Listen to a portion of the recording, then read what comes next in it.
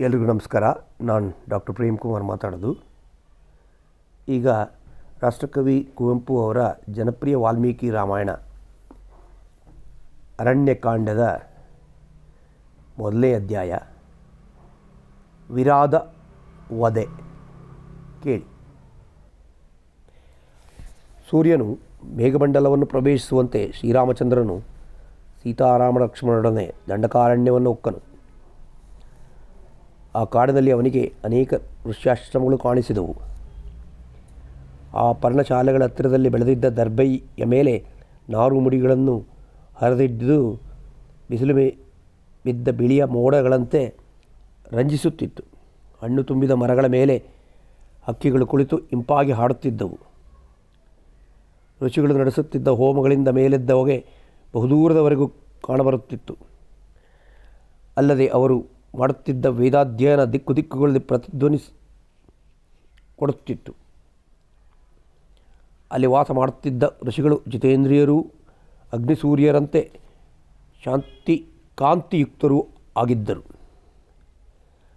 ಆ ಮಹಾಮುನಿಗಳನ್ನು ಕಂಡು ಶ್ರೀರಾಮನು ತನ್ನ ಬಿಲ್ಲಿನ ಹಗ್ಗವನ್ನು ಸಡಿಲಿಸಿ ಸೀತಾರಾಮ ಲಕ್ಷ್ಮಣನೇ ಅವರಲ್ಲಿಗೆ ಬಂದು ನಮಸ್ಕರಿಸಿದನು. ದಿವ್ಯಜ್ಞಾನಿಗಳಾದ ಆ ಋಷಿಗಳು ಅವರಿಗೆ ಕಂದಮೂಲಗಳನ್ನು ಕೊಟ್ಟು ಉಪಚರಿಸಿದರು. ಆಮೇಲೆ ಅವರು ಶ್ರೀರಾಮಚಂದ್ರನನ್ನು ಕುರಿತು, ರಾಮಚಂದ್ರ, ನೀನು ಪಟ್ಟಣದಲ್ಲಿರು ಇಲ್ಲವೇ ಕಾಡಿನಲ್ಲಿರು, ನೀನೇ ನಮಗೆ ರಾಜ, ಧರ್ಮರಕ್ಷಕನೂ ದುಷ್ಟರನ್ನು ಶಿಕ್ಷಿಸುವವನು ಆದ ನೀನು ನಮ್ಮೆಲ್ಲರಿಗೂ ತಂದೆಯಂತಿರುವೆ. ಗರ್ಭದಲ್ಲಿರುವ ಮಗುವನ್ನು ತಾಯಿ ಕಾಪಾಡುವಂತೆ ಕಾಡಿನಲ್ಲಿ ವಾಸ ಮಾಡುವ ನಮ್ಮನ್ನು ನೀನು ಕಾಪಾಡು ಎಂದು ಪ್ರಾರ್ಥಿಸಿದರು. ಮುನಿಗಳ ಆತಿಥ್ಯವನ್ನು ಸ್ವೀಕರಿಸಿ ಶ್ರೀರಾಮನು ಆ ರಾತ್ರಿಯನ್ನು ಆಶ್ರಮದಲ್ಲಿಯೇ ಕಳೆದನು. ಬೆಳಗಾಗುತ್ತಲೇ ಮುನಿಗಳ ಅಪ್ಪಣೆಯನ್ನು ಪಡೆದು ಅವರು ಮೂವರು ಮತ್ತೆ ಕಾಡನ್ನು ಹೊಕ್ಕರು. ಬಗೆಬಗೆಯ ಹಕ್ಕಿಗಳಿಂದಲೂ ಹುಲಿತೋಳ ಮೊದಲಾದ ಮೃಗಗಳಿಂದಲೂ ತುಂಬಿದ ಆ ಕಾಡಿನ ಮಧ್ಯಭಾಗದಲ್ಲಿ ಅವರು ಹೊಕ್ಕು ಮುಂಬರಿಯುತ್ತಿರಲು ಭಯಂಕರನಾದ ರಾಕ್ಷಸನು ಅವರಿಗೆ ಎದುರಾದನು. ಎತ್ತಿದ ಅವನ ತೋಳ ಮುಷ್ಟಿಯಲ್ಲಿ ಒಂದು ಅಡಕೆ ಮರದುದ್ದದ ಶೂಲವಿತ್ತು. ಅದರ ಒಂದೊಂದು ಮುಳ್ಳಿನಲ್ಲಿಯೂ ಆನೆ, ತೋಳ, ಹುಲಿ, ಜಿಂಕೆ, ಸಿಂಹ ಇವುಗಳ ತಲೆ ಚುಚ್ಚಿಕೊಂಡದ್ದು ಕಾಣಿಸುತ್ತಿತ್ತು. ಆ ರಾಕ್ಷಸನು ತನ್ನ ಮೈಮೇಲೆ ಹೊದ್ದಿದ್ದ ಹಸಿಯ ಹುಲಿಯ ಚರ್ಮ ಚಿತ್ರವಿಚಿತ್ರವಾಗಿತ್ತು. ಯಮನಂತೆ ಬಾಯಿ ತೆರೆದುಕೊಂಡಿದ್ದ ಅವನು ಶ್ರೀರಾಮ ಲಕ್ಷ್ಮಣರ ಮೇಲೆ ಹಾಯ್ದು ಬಂದು ಇದ್ದಕ್ಕಿದ್ದಂತೆ ಸೀತೆಯನ್ನು ಎತ್ತಿಕೊಂಡು ಓಡಿದನು. ಹೋಗುತ್ತಾ ರಾಜಕುಮಾರರಿಬ್ಬರನ್ನು ಕುರಿತು, ಜಟೆಯನ್ನು ಧರಿಸಿ ನಾರುಡೆಯಿಟ್ಟಿರುವ ನೀವು ಈ ಹೆಂಗಸರೊಡನೆ ಈ ದುರ್ಗಮವಾದ ಕಾಡಿನಲ್ಲೇಕೆ ಹೊಕ್ಕಿರಿ? ಬಿಲ್ಲುಬಾಣಗಳನ್ನು ಹಿಡಿದು ಋಷಿಗಳ ವೇಷಗಳನ್ನು ಧರಿಸಿದ್ದರೂ ಅದಕ್ಕೆ ವಿರೋಧವಾದ ನಡತೆಯುಳ್ಳ ನೀವು ಯಾರು? ನಾನಾದರೂ ಋಷಿಗಳನ್ನು ತಿನ್ನುವವನು. ನನ್ನ ಹೆಸರು ವಿರಾದ. ಈಗ ಈ ಸುಂದರಿಯನ್ನು ನನ್ನ ಹೆಂಡತಿಯನ್ನಾಗಿ ಮಾಡಿಕೊಳ್ಳುತ್ತೇನೆ. ಹಾಗೆಯೇ ಪಾಪಿಗಳಾದ ನಿಮ್ಮಿಬ್ಬರ ರಕ್ತವನ್ನು ಪಾನ ಮಾಡುತ್ತೇನೆ ಎಂದು ಗರ್ಜಿಸಿದನು. ವಿರಾದನ ಈ ಕೆಟ್ಟ ಮಾತುಗಳನ್ನು ಕೇಳಿ ಸೀತೆ ಬಿರುಗಾಳಿಯಂತೆ ಅಲಗಾಡುವ ಬಾಳೆಯಂತೆ ನಡುಗಿ ಹೋದಳು. ಸದಾಚಾರ ಸಂಪನ್ನಳು, ಸುಖದಲ್ಲಿಯೂ ಬೆಳೆದವಳು ಆದ ಸೀತೆಯನ್ನು ವಿರಾದನು ಎತ್ತಿಕೊಂಡು ಓಡುವುದನ್ನು ಕಂಡು ರಾಮನಿಗೆ ಬಹುದುಃಖವಾಯಿತು. ಲಕ್ಷ್ಮಣ ದೂರದೃಷ್ಟಿಯ ಕೈಕೇಯಿ ಬೈಕೆಯಿಂದ ಕೈಗೂಡಿತು. ತಂದೆ ಸತ್ತಾಗ, ರಾಜ್ಯ ಕೈಬಿಟ್ಟಾಗ ಆಗದ ದುಃಖ ಈಗ ಸೀತೆ ಪರಪುರುಷರ ತೊಡೆಯನ್ನೇರುವುದರಿಂದ ನನಗೆ ಉಂಟಾಯಿತು ಎಂದು ಶ್ರೀರಾಮನು ಶೋಕದಿಂದ ಕಣ್ಣೀರು ತುಂಬಿದನು. ಕಣ್ಣೀರು ಕರೆಯುತ್ತಿರುವ ಅಣ್ಣನನ್ನು ಕಂಡು ಮಂತ್ರದಿಂದ ಕಟ್ಟಿದ ಸರ್ಪದಂತೆ ಲಕ್ಷ್ಮಣನು, ಅಣ್ಣ, ಎಲ್ಲ ಪ್ರಾಣಿಗಳನ್ನು ಕಾಪಾಡುವ ಶಕ್ತಿ ನಿನಗುಂಟು. ದೇವೇಂದ್ರಿಗೆ ಸಮಾನನಾದ ನೀನು ದಿಕ್ಕಿಲ್ಲದಂತೆ ಏಕೆ ಹೇಳುವೆ? ನಾನು ಕೋಪಗೊಂಡರೆ ಇಂದ್ರನ ಪರ್ವತಗಳ ಮೇಲೆ ವಜ್ರಾಯುಧವನ್ನೆಸೆಯುವಂತೆ ನನ್ನ ಬಾಣಗಳನ್ನು ಇವನ ಮೇಲೆಸೆದು ಇವನಿಗೆ ಭೂಮಿಗೆ ಬೀಳಿಸುತ್ತೇನೆ. ಇನ್ನು ರಾಜ್ಯವನ್ನು ಬಯಸಿದ ಭರತನ ಮೇಲಿದ್ದ ಕೋಪ ಇವನ ಮೇಲೆ ತೀರಿಸಿಕೊಳ್ಳುತ್ತೇನೆ ಎಂದು ಅಣ್ಣನನ್ನು ಸಮಾಧಾನಪಡಿಸಿದನು. ಈ ನಡುವೆ ವಿರಾದನು ನಾನು ಜಯನೆಂಬ ಗಂಧರ್ವನ ಮಗ. ಶತಹೃದೆ ನನ್ನ ತಾಯಿ ಸೀತೆಯನ್ನು ಬಿಟ್ಟು ನೀವು ಓಡಿ ಹೋಗಿ, ಹಾಗಾದರೆ ನಿಮ್ಮ ತಂಟೆಗೆ ಬಾರೆನು ಎಂದು ಗುಡುಗಿದನು. ವಿರಾಧನ ಮಾತನ್ನು ಕೇಳಿ ಕೋಪಗೊಂಡ ರಾಮನು 7 ಬಾಣಗಳಿಂದ ಅವನ್ನು ಹೊಡೆದನು. ಬಾಣಗಳ ಹೊಡೆತವನ್ನು ತಿಂದ ರಾಕ್ಷಸನು ಸೀತೆಯನ್ನು ನೆಲಕ್ಕಿಳಿಸುವ ಕೋಪದಿಂದ ಮೊರೆಯುತ್ತ ಶೂಲವೆತ್ತಿ ಶ್ರೀರಾಮ ಲಕ್ಷ್ಮಣ ರಟ್ಟಿ ಬಂದನು. ವಿರಾಧನಿಗೂ ಮತ್ತು ರಾಮಲಕ್ಷ್ಮಣರಿಗೂ ಸ್ವಲ್ಪ ಕಾಲ ಯುದ್ಧ ನಡೆಯಿತು. ಕೊನೆಗೆ ವಿರಾಧನು ತನ್ನ ತೋಳುಗಳಿಂದ ರಾಮಲಕ್ಷ್ಮಣರಪ್ಪಿಕೊಂಡು ಹೊರಡಲು ಸಿದ್ಧನಾದನು. ರಾಕ್ಷಸನ ಅಭಿಪ್ರಾಯವನ್ನು ತಿಳಿದ ರಾಮನು ಲಕ್ಷ್ಮಣನನ್ನು ಕುರಿತು, ವತ್ಸ, ಇವನು ನಮ್ಮನ್ನು ಎಲ್ಲಿಗೆ ಕರೆದುಕೊಂಡು ಹೋಗೋನೋ ಹೋಗಲಿ, ರಾಕ್ಷಸನು ಹೋಗೋ ದಾರಿಯಲ್ಲೇ ನಾವು ಹೋಗಬೇಕಷ್ಟೇ ಎಂದು ನುಡಿದನು. ವಿರಾಧನು ರಾಮಲಕ್ಷ್ಮಣನನ್ನು ಹೆಗಲ ಮೇಲೆ ಕೂರಿಸಿಕೊಂಡು ಭಯಂಕರವಾಗಿ ಕೂಗುತ್ತಾ ಪಕ್ಷಿ ಮೃಗಗಳಿದ್ದ ಕೂಡಿದ ಕಾಡನ್ನು ಹೊಕ್ಕನು. ವಿರಾಧನು ರಾಮಲಕ್ಷ್ಮಣನ ಎತ್ತಿಕೊಂಡು ಹೋಗುತ್ತಿರುವುದನ್ನು ಕಂಡು ಸೀತೆ ಭಯದಿಂದ, ಅಯ್ಯೋ, ಇನ್ನೇನು ಗತಿ? ಸತ್ಯವಂತನೂ ಸದಾಚಾರ ಸಂಪನ್ನನೂ ಆದ ರಾಮನನ್ನು, ಪರಾಕ್ರಮಿಯಾದ ಲಕ್ಷ್ಮಣನನ್ನು ಈ ರಾಕ್ಷಸ ಎತ್ತಿಕೊಂಡು ಹೋಗುತ್ತಿದ್ದಾನೆ. ಒಬ್ಬಂಟಿಗಳಾದ ನನ್ನನ್ನು ಹುಲಿಗಳು ತೋರಗಳು ತಿನ್ನುವುವು. ಎಲೈ ರಾಕ್ಷಸೋತ್ತಮ, ನಿನಗೆ ನಮಸ್ಕಾರ. ಈ ರಾಮಲಕ್ಷ್ಮಣನನ್ನು ಬಿಟ್ಟು ನನ್ನನ್ನು ಎತ್ತಿಕೊಂಡು ಹೋಗು ಎಂದು ಕೂಗಿಕೊಂಡಳು.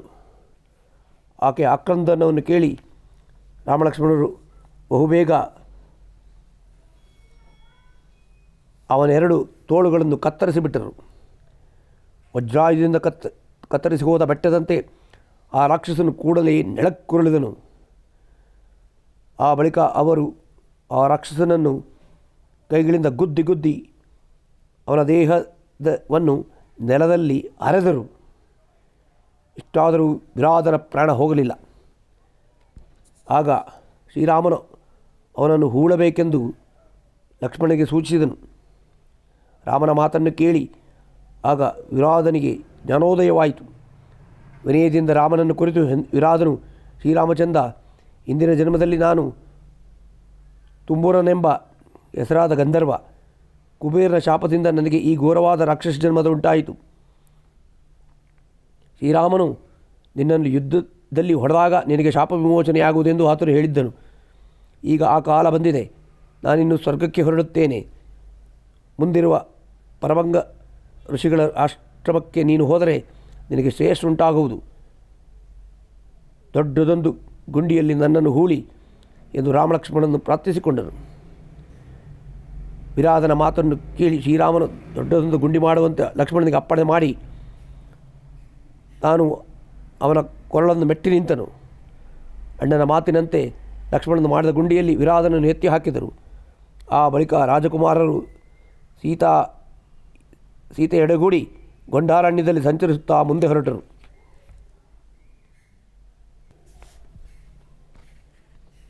ಎರಡನೇ ಅಧ್ಯಾಯ, ಪಂಚವಟಿಕೆ.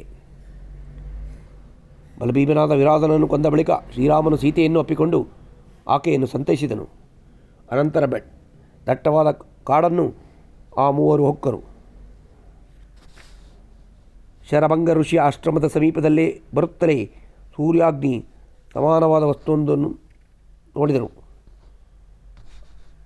ಆ ಪದಾರ್ಥದ ಹತ್ತಿರ ಬರುತ್ತಲೇ ಶ್ರೀರಾಮನು ದೇವೇಂದ್ರನು ಆ ಸ್ಥಳಕ್ಕೆ ಬಂದಿರುವನೆಂದರಿತನು.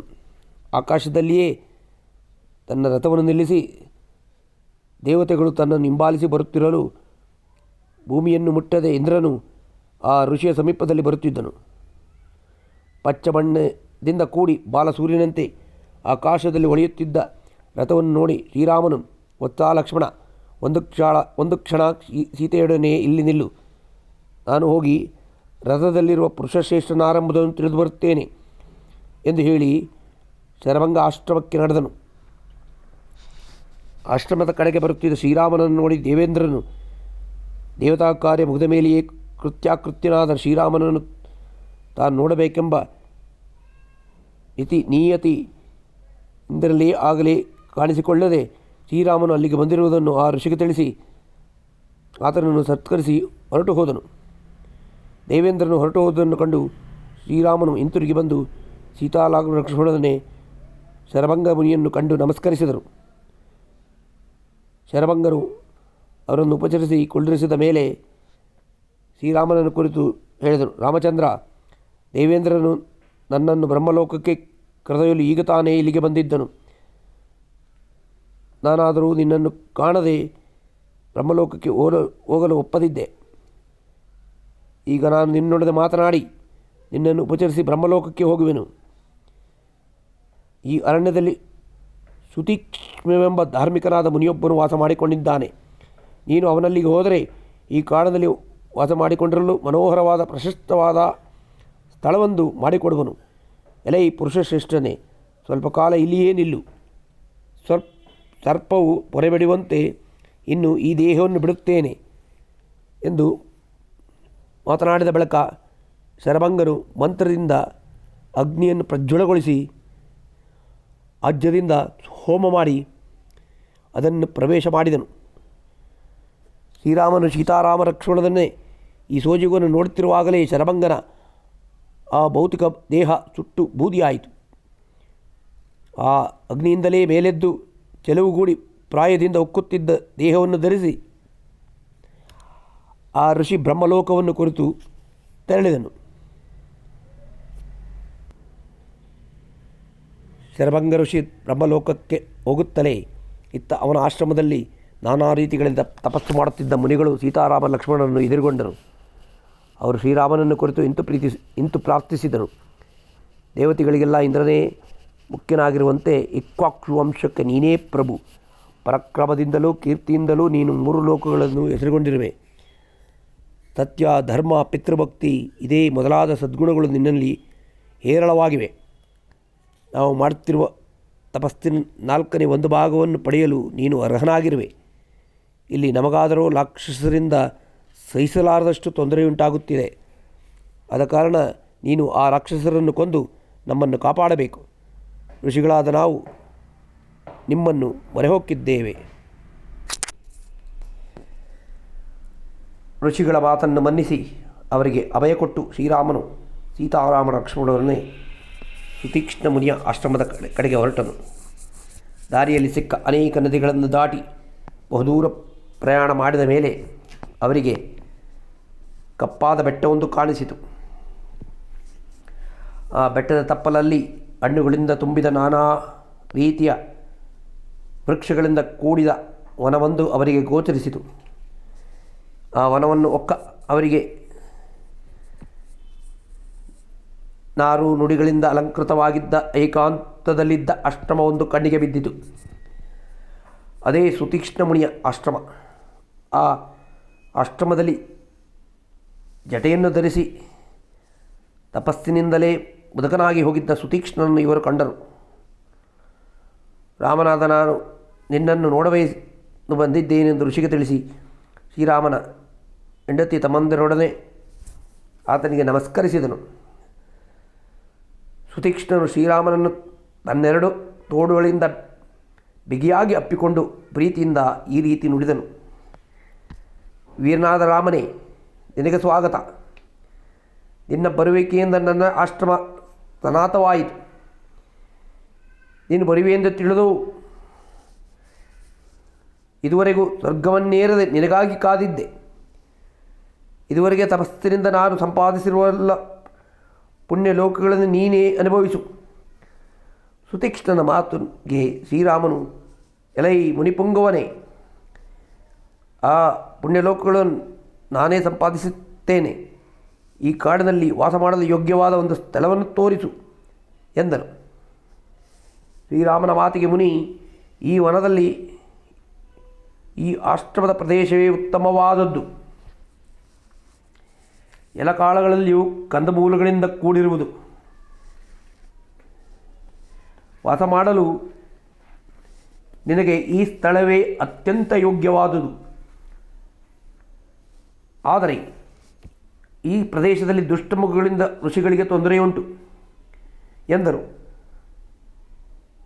ತಾನು ಮೃಗಗಳನ್ನು ಕೊಲ್ಲುವುದು ಋಷಿಗಳಿಗೆ ರುಚಿಸಿದೆಂದು ತಿಳಿದು ಶ್ರೀರಾಮನು ಅಲ್ಲಿ ವಾಸ ಮಾಡಲು ಒಪ್ಪಲಿಲ್ಲ.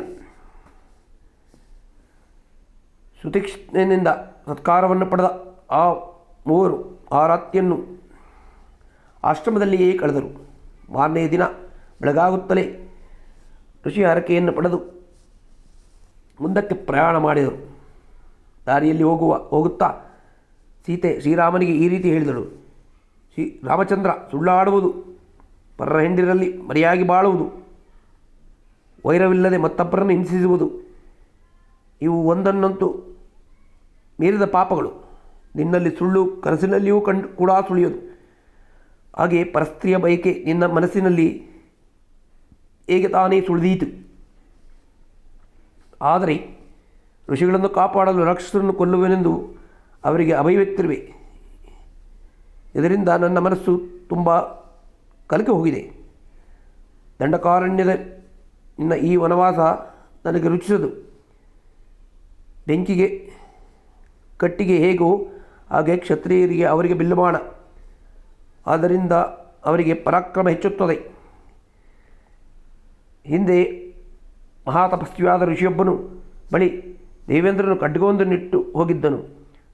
ತನ್ನ ತಪಸ್ಸನ್ನು ಕಡಿಸಲು ದೇವೇಂದ್ರನು ತನ್ನ ಬಳಿ ಇರುವ ಖಡ್ಗ ಅದು ಎಂಬ ಅರಿವು ಅವನಿಗುಂಟಾಗಲಿಲ್ಲ. ಆದ್ದರಿಂದ ಅವನು ಕ್ರೂರ ಮಾರ್ಗಕ್ಕೆ ತೊಡಗಿದನು. ಇದರ ಫಲವಾಗಿ ಆ ತಪಸ್ಸಿಗೆ ನರಕ ಉಂಟಾಯಿತು. ಆಯುಧವನ್ನು ಹಿಡಿಯುವುದು ಬೆಂಕಿಯೊಡನೆ ಸರಸವಾಡಿದಂತೆ ಅದು ಮನಸ್ಸನ್ನು ಕಲಕಿಬಿಡುತ್ತದೆ. ನಿನ್ನಲ್ಲಿರುವ ಸ್ನೇಹದಿಂದ, ಪ್ರೀತಿಯಿಂದ ಈ ವಿಷಯವನ್ನು ನಿನಗೆ ನೆನಪಿಗೆ ತಂದುಕೊಟ್ಟೆ. ನಮ್ಮ ವಿಷಯದಲ್ಲಿ ತಪ್ಪು ಮಾಡದ ಜನರನ್ನು ಕೊಲ್ಲಲು ನಾನು ಬಯಸುವುದಿಲ್ಲ. ಅದಕ್ಕೆ ಬದಲಾಗಿ ಅಯೋಧ್ಯೆಗೆ ಹಿಂತಿರುಗಿ ಕ್ಷತ್ರಿಯ ಧರ್ಮವನ್ನು ಪಾಲಿಸುವುದೇ ಲೇಸು. ಸೀತೆಯ ಮಾತನ್ನು ಕೇಳಿ ಶ್ರೀರಾಮನು, ದೇವಿ, ನಿನ್ನ ಕುಲಕ್ಕೆ ಉಚಿತವಾದ ಹಿತಕರವಾದ ನುಡಿಗಳನ್ನಾಡಿದೆ.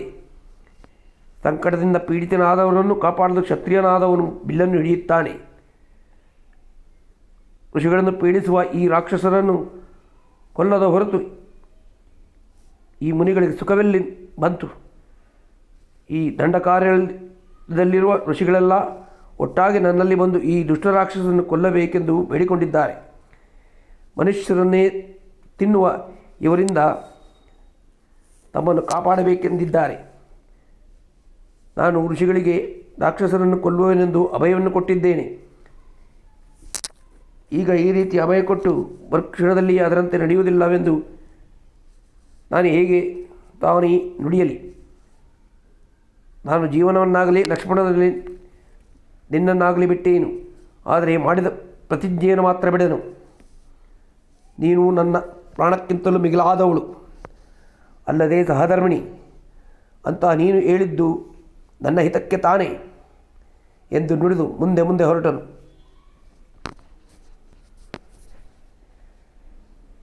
ಸೀತೆಯನ್ನು ಇಟ್ಟುಕೊಂಡು ಬಿಲ್ಲು ಬಾಣಗಳನ್ನು ಧರಿಸಿದ ರಾಮಲಕ್ಷ್ಮಣರು ಮುಂದೆ ಮುಂದೆ ಹೊರಟರು.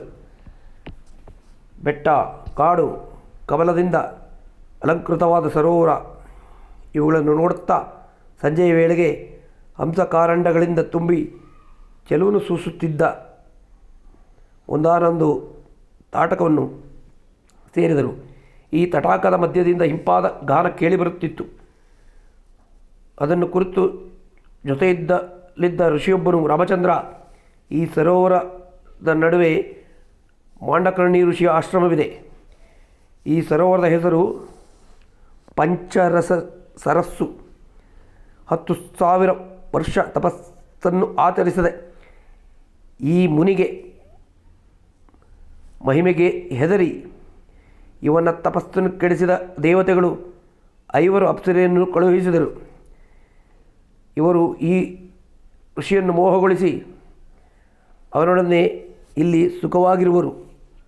ಅವರ ಆ ಗಾನವೇ ಈ ತಟಾಕದಿಂದ ಮಧ್ಯದಲ್ಲಿ ಕೇಳಿಬರುತ್ತಿದೆ ಎಂದು ಕತೆ ಹೇಳಿದನು. ಆಶ್ಚರ್ಯಕರವಾದ ಈ ಮಾತನ್ನು ಕೇಳಿ ಶ್ರೀರಾಮನು ಮುಂದೆ ಪ್ರಯಾಣ ಮಾಡಿ ಅಲ್ಲಿಯೇ ಆಶ್ಚರ್ಯಕರವಾದ ಋಷಿಯ ಆಶ್ರಮವನ್ನು ನೋಡುತ್ತಾ ಮತ್ತೆ ಸುತೀಕ್ಷ್ಣ ಮುನಿಯ ಆಶ್ರಮಕ್ಕೆ ಹಿಂತಿರುಗಿ ಬಂದನು. ಅಲ್ಲಿ ಸುತೀಕ್ಷ್ಣನ ಆತಿಥ್ಯವನ್ನು ಸ್ವೀಕರಿಸಿ ರಾಮನು ಅವನನ್ನು ಕುರಿತು, ಎಲೆ ಮುನಿಪುಂಗವನೇ, ಮುನಿಪುಂಗವನಾದ ಅಗಸ್ತ್ಯನು ಈ ಕಾಡಿನಲ್ಲಿಯೇ ಇರುವನೆಂದು ಕೇಳಿದ್ದೇನೆ. ಈ ಕಾಡು ವಿಶಾಲವಾಗಿರುವುದರಿಂದ ಆತನಿರುವ ಆಶ್ರಮ ನನಗೆ ತಿಳಿಯದಾಗಿದೆ. ಆತನನ್ನು ಸೇವಿಸಬೇಕೆಂಬ ಬಯಕೆ ನನಗುಂಟಾಗಿದೆ. ಆ ಸ್ಥಳವನ್ನು ನೀನು ತಿಳಿಸಬೇಕು ಎಂದನು.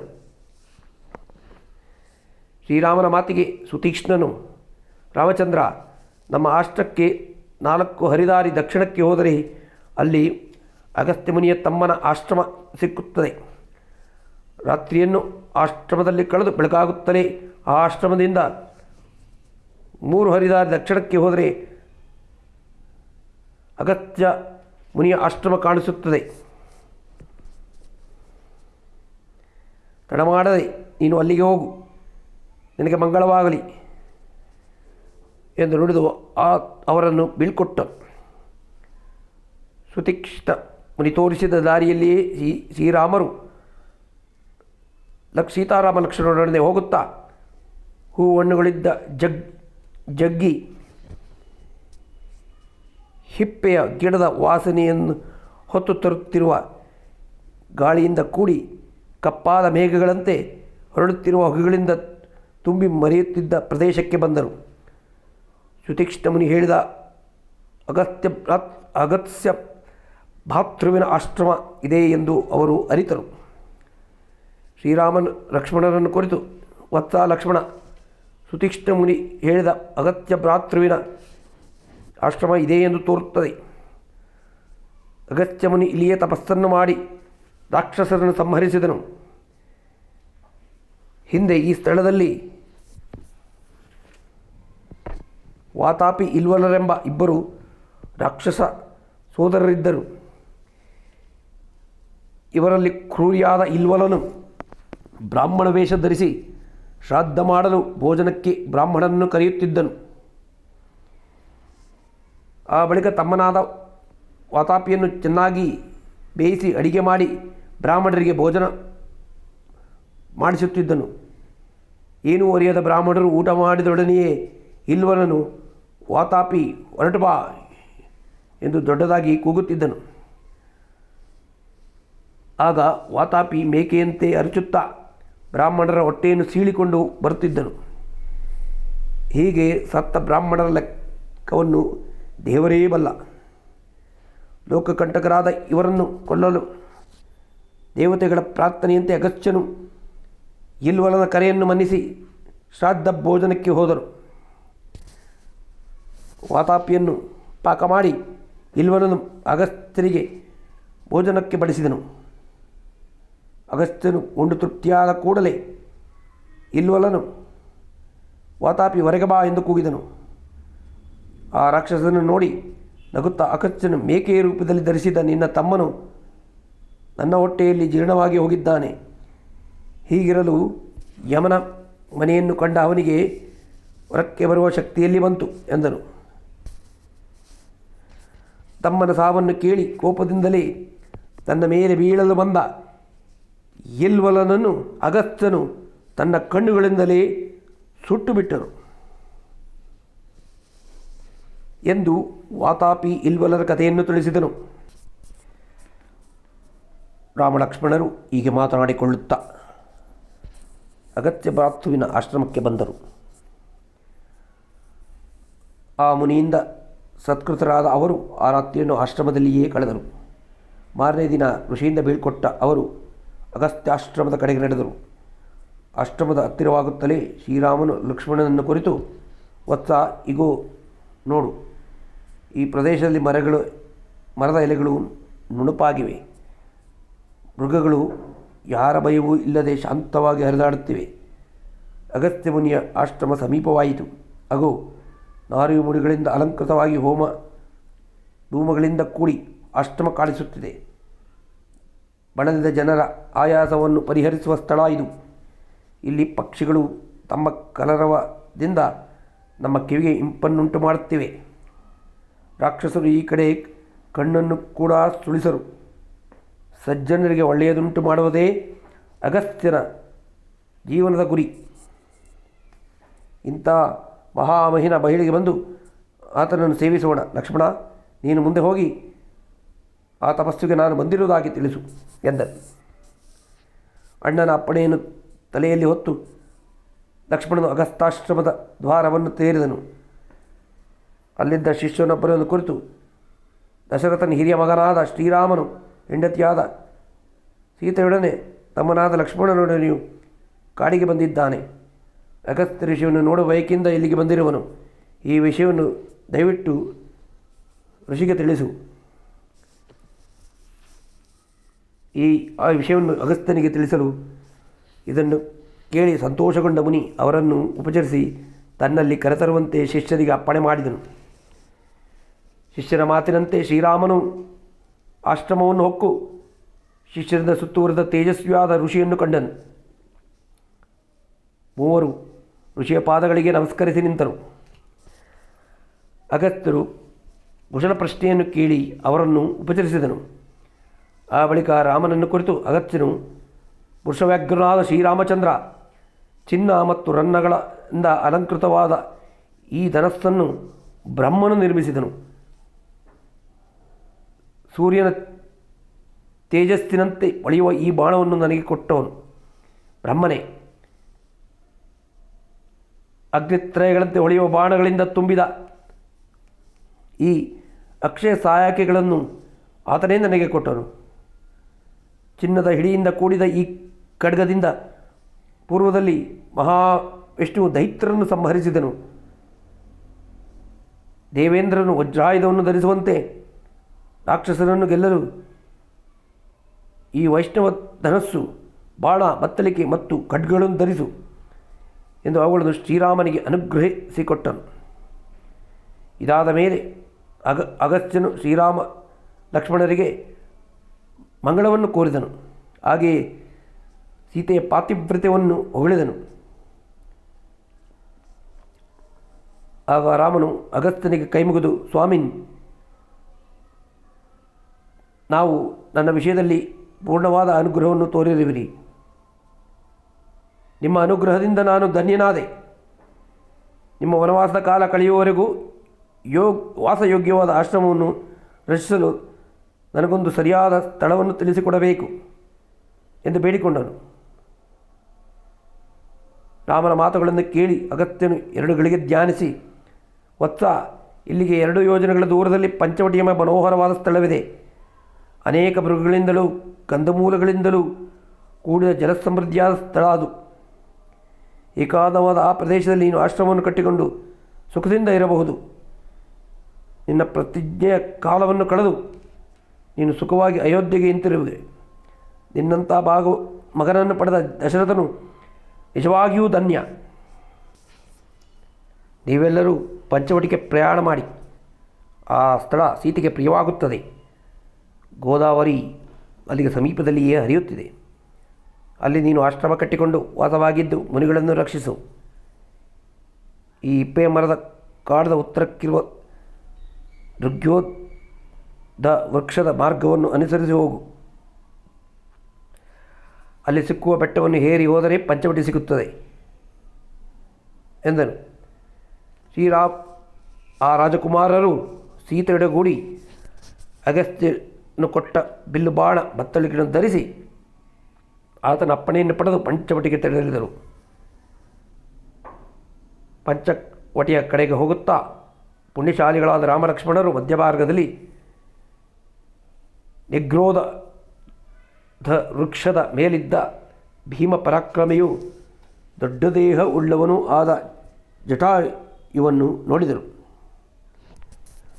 ರಾಮಲಕ್ಷ್ಮಣರು ಜಟಾಯುವನ್ನು ನೋಡಿ ಆತನಾರೆಂದು ಪ್ರಶ್ನೆ ಮಾಡಿದರು. ಆ ಮಾತಿಗೆ ಉತ್ತರವಾಗಿ ಮಧುರವೂ ಪ್ರಿಯವೂ ಆದ ಮಾತಿನಿಂದ ಜಟಾಯು, ಅರುಣನ ಮಗನಾದ ನಾನು ದಶರಥ ರಾಜನ ಪ್ರಿಯಮಿತ್ರ. ನನ್ನನ್ನು ಜಟಾಯುವೆಂದು ಕರೆಯುವರು. ಪರಾಕ್ರಮಿಯಾದ ಸಂಪಾತಿ ನನ್ನ ತಮ್ಮ. ಈ ಕಾಡು ರಾಕ್ಷಸರಿಂದ ತುಂಬಿ ಹೋಗಿದೆ. ನಿಮಗೆ ಸಹಾಯಕವಾಗಿ ನಾನು ಈ ಕಾಡದಲ್ಲಿ ನಿಲ್ಲುತ್ತೇನೆ. ನೀವು ಈ ಕಾಡದಲ್ಲಿ ಸಂಚಾರ ಹೊರಟಾಗ ಸೀತೆಯನ್ನು ಕಾಪಾಡುವ ಭಾರ ನನ್ನದು. ಜಟಾಯುವಿನ ಮಾತನ್ನು ಕೇಳಿ ಆ ಕಾಡಿನಲ್ಲಿ ತಮಗೊಬ್ಬ ಗೆಳೆಯ ದೊರೆತನೆಂದು ರಾಮಲಕ್ಷ್ಮಣರಿಗೆ ಆನಂದವಾಯಿತು. ಅಗ್ನಿ ಪತಂಗಗಳನ್ನು ಸುಟ್ಟು ಹಾಕುವಂತೆ ಶತ್ರುಗಳನ್ನು ನಾಶ ಮಾಡಲು ಅವರು ಜಟಾಯುವಿಡನೆ ಪಂಚವಟಿಗೆ ಬಂದರು. ಪಂಚವಟಿಗೆ ಬಂದ ರಾಮನು ತೇಜಸ್ವಿಯಾದ ಲಕ್ಷ್ಮಣನನ್ನು ಕುರಿತು, ವತ್ಸ, ಅಗತ್ಯರು ಹೇಳಿದ ಸ್ಥಳಕ್ಕೆ ಈಗ ಬಂದಿದ್ದೇವೆ. ನಿನ್ನ ದೃಷ್ಟಿಯನ್ನು ಎಲ್ಲ ಕಡೆಯಲ್ಲೂ ಅರಿಬಿಟ್ಟು ಹೂ ಬಿಟ್ಟಿರುವ ಈ ಮರಗಳನ್ನು ನೋಡು. ನಿನಗೆ ಕಾಡಿನ ವಿಷಯಗಳೆಲ್ಲ ಚೆನ್ನಾಗಿ ತಿಳಿಯುವುದಿಲ್ಲವೇ? ಆದ್ದರಿಂದ ನಾವೆಲ್ಲರೂ ರಮಿಸಲು ಯೋಗ್ಯವಾದ ಜಲಸಮೃದ್ಧಿಯುಳ್ಳ ಹೂವು, ಹಣ್ಣು, ಸಮಿತ್ತು ಧರ್ಮಗಳಿಗೆ ಆಧಾರವಾಗಿರುವ ರಮಣೀಯವಾದ ಒಂದು ಸ್ಥಳವನ್ನು ಗೊತ್ತು ಮಾಡು ಎಂದರು. ಅಣ್ಣನ ಮಾತಿಗೆ ಲಕ್ಷ್ಮಣನ ಸಮ್ಮತಿಸದೆ, ರಾಮನೇ ಅಂಥ ಸ್ಥಳವನ್ನು ತೋರಿಸಬೇಕೆಂದವನು. ಶ್ರೀರಾಮನು ಸಂತೋಷದಿಂದ ಅವನ ಕೈಯನ್ನು ಹಿಡಿದುಕೊಂಡು ಅಲ್ಲಲ್ಲಿ ಹುಡುಕಿ ಕೊನೆಗೆ ಒಂದು ಪ್ರದೇಶಕ್ಕೆ ಬಂದನು. ವತ್ಸ, ಈ ಸ್ಥಳ ಉಬ್ಬುತಬ್ಬಿಗಿಳಿದೆ ಸಮಾನವಾಗಿದೆ. ಹೂ ಬಿಡುತ್ತಿರುವ ಮರಗಳಿಂದ ಕೂಡಿದೆ. ಈ ಪ್ರದೇಶದಲ್ಲಿಯೇ ನಮ್ಮ ವಾಸಕ್ಕೆ ಯೋಗ್ಯವಾದ ಆಶ್ರಮವನ್ನು ರಚಿಸು. ಸೂರ್ಯನ ಕಾಂತಿಗೆ ಸಮವಾದ ಸುಗಂಧಯುಕ್ತವಾದ ಕಮಲಗಳಿಂದ ಕೂಡಿದ ರಮ್ಯವಾದ ಸರೋವರ ಹತ್ತಿರದಲ್ಲಿಯೇ ಕಾಣಿಸುತ್ತಿದೆ. ಹಂಸ ಕಾರಂಡಗಳಿಂದ ಕೂಡಿ ರಮಣೀಯವಾದ ಗೋದಾವರಿ ಸಮೀಪದಲ್ಲಿಯೇ ಹರಿಯುತ್ತಿದ್ದಾಳೆ. ಜಿಂಕೆಗಳಿಂದಲೂ ಕುಣಿಯುತ್ತಿರುವ ನವಿಲುಗಳಿಂದಲೂ ಈ ಪ್ರದೇಶ ಕೂಡಿದೆ. ಕಂದರಗಳಿಂದಲೂ ಧಾತುರಾಗಗಳಿಂದಲೂ ಕೂಡಿದ ಬೆಟ್ಟಗಳು ಇಲ್ಲಿವೆ. ಪುಣ್ಯಕರವಾದ ಈ ಪ್ರದೇಶದಲ್ಲಿ ನಾನು ಜಟಾಯುವೊಡನೆ ವಾಸಿಸುತ್ತೇನೆ ಎಂದನು. ಅಣ್ಣನ ಮಾತಿನಂತೆ ಮಹಾಬಲಶಾಲಿಯಾದ ಲಕ್ಷ್ಮಣನು ಆ ಸ್ಥಳದಲ್ಲಿ ಮಣ್ಣು ಒಗೆದು ಗೋಡೆ ಕಟ್ಟಿ ಬನ್ನಿಯ ಮರದ ಕೊಂಬೆಗಳನ್ನು ಹಾಸಿ ಬಿದಿರಿನ ಜಂತಗಳನ್ನು ಜೋಡಿಸಿದನು. ಆ ಜಂತಗಳನ್ನು ಹುಲ್ಲು ಮತ್ತು ಎಲೆಗಳಿಂದ ಮುಚ್ಚಿ ಮನೋಹರವಾದ ಮತ್ತು ಉತ್ತಮವಾದ ಆಶ್ರಮವೊಂದನ್ನು ಬಹುಬೇಗ ಕಟ್ಟಿದನು. ಅನಂತರ ಲಕ್ಷ್ಮಣನ ಗೋದಾವರಿಯಲ್ಲಿ ಮಿಂದು ಹೂವು ಹಣ್ಣುಗಳಿಂದೊಡಗೂಡಿ ಆಶ್ರಮಕ್ಕೆ ಬಂದು ವಾಸ್ತುಪೂಜೆಯನ್ನು ನೆರವೇರಿಸಿದನು. ಈ ಕಾರ್ಯಗಳೆಲ್ಲ ಮುಗಿದ ಮೇಲೆ ಲಕ್ಷ್ಮಣನು ಶ್ರೀರಾಮನಿಗೆ ತಾನು ಕಟ್ಟಿದ ಆಶ್ರಮವನ್ನು ತೋರಿಸಿದನು. ಆಶ್ರಮವನ್ನು ನೋಡಿ ಸಂತೋಷಗೊಂಡ ಶ್ರೀರಾಮನು ತನ್ನೆರಡು ತೋಳುಗಳಿಂದ ತಮ್ಮನ್ನು ಬಿಗಿಯಾಗಿ ಅಪ್ಪಿಕೊಂಡು, ವತ್ಸ, ನೀನು ಇಂದು ಬಹುದೊಡ್ಡ ಕಾರ್ಯವನ್ನು ಮಾಡಿರುವೆ. ಇದರಿಂದ ನಾನು ಸಂತೋಷಗೊಂಡಿದ್ದೇನೆ. ನನ್ನ ಭಾವವನ್ನು ನೀನು ಗ್ರಹಿಸು. ಈ ಕೆಲಸವನ್ನು ಮಾಡಿರುವೆ ಕಾರಣ ಧರ್ಮಾತ್ಮನಾದ ತಂದೆ ಮೃತನಾಗಿಲ್ಲವೆಂದು ತಿಳಿಯುತ್ತೇನೆ ಎಂದು ಆದರದಿಂದ ನುಡಿದು ಸ್ವರ್ಗದಲ್ಲಿ ಇಂದ್ರನು ವಾಸಿಸುವಂತೆ ತಾನು ಅಲ್ಲಿ ವಾಸಿಸತೊಡಗಿದನು.